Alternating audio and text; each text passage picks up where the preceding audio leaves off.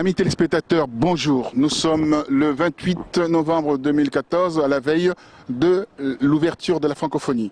La francophonie où les 77 nations seront ici pour célébrer la francophonie. En l'an 2050, nous serions plus de 2 milliards d'Africains, dont 850 millions d'individus parleront les Français, et aussi avec quelques 150 millions de francophiles, donc nous serions à peu près 1 milliard de gens qui sont proches de la francophonie. Par contre, ici, à l'université Cheikh Anta Diop, nous avons l'université, bien entendu, faculté de lettres et des sciences humaines ici à l'université Cheikh Anta Diop. Nous allons rencontrer les gens qui s'opposent à cette francophonie. Vous voyez, il y a un sommet qui aura lieu le 29 novembre à 8h. Ici, de 8h à 14h, où il y aura une réflexion sur cette francophonie. Est-ce que cette francophonie apporte quelque chose à l'Afrique? Est-ce que cette francophonie est valable à partir du moment où le Français vote Marine Le Pen, etc. Il y a beaucoup d'interrogations. Est-ce que cette francophonie vaut la peine que soit vraiment vécue? J'ai vu ça hier à l'aéroport.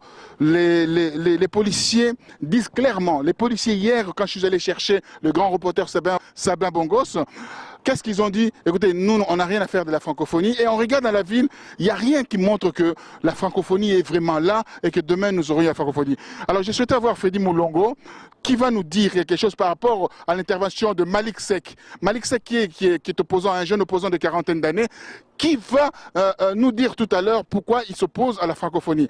Freddy Moulongo, un mot par rapport à la francophonie, par rapport aux journaux que tu dis ici au Sénégal, à Dakar, les gens ne veulent pas de la francophonie. Oui, non, mais je pense qu'il faut quand même donner des sons des cloches. Hein. Demain, il y aura la cérémonie d'ouverture des chefs d'État, mais on ne sent pas, à part quelques drapelés qui sont dans les rues, mais on ne sent pas vraiment l'engouement des Sénégalais, des Dakarois par rapport à cet événement.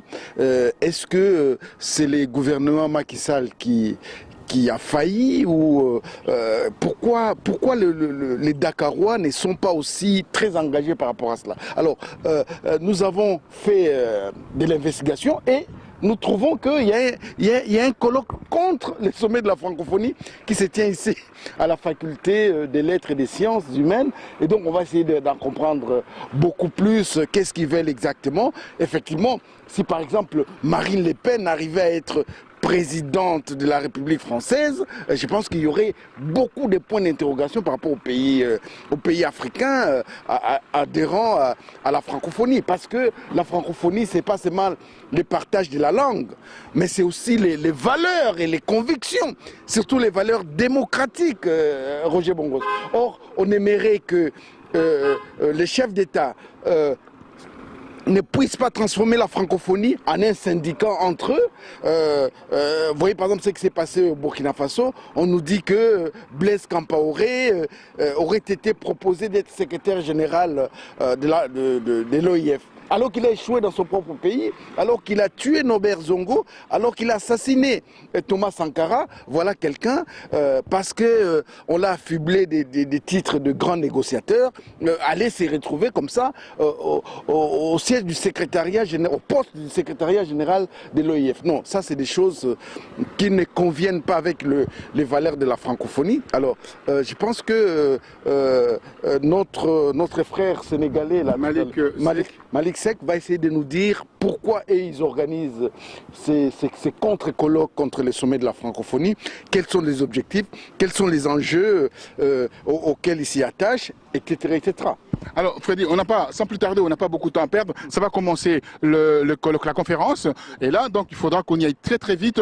Et après ces colloques, et après cette conférence, pardon, nous allons avoir en exclusivité Monsieur Malick Seck pour pour une interview où il va donner un peu son avis concernant ses refus d'accepter la francophonie ici à Dakar. Nous avons remarqué nous-mêmes ici à Dakar que les voix s'élèvent contre le 80 millions d'euros dépensés pour mettre la mise en place de cette francophonie. Où on a cassé, comme à Kinshasa, le Kimbuta 2, le petit marchand qui vendait au bord de la route. Alors tous ces gens-là sont mécontents de cette francophonie. Freddy, sans plus tarder, un mot pour partir vers Malik Seck. Oui, je crois véritablement que nous voulons la francophonie de peuple. Ouais. Nous voulons que le peuple africain puisse s'approprier la francophonie. Nous voulons que les peuples africains puissent vivre dans la francophonie. Et il y en a vraiment marre de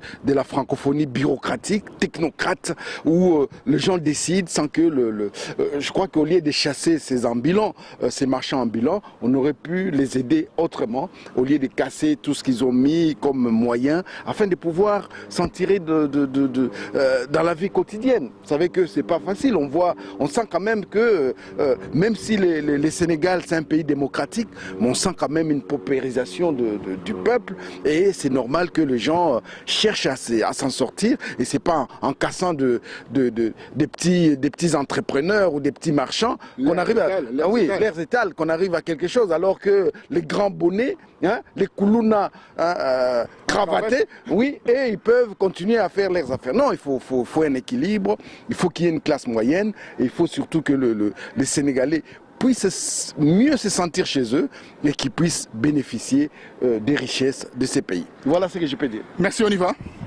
Merci.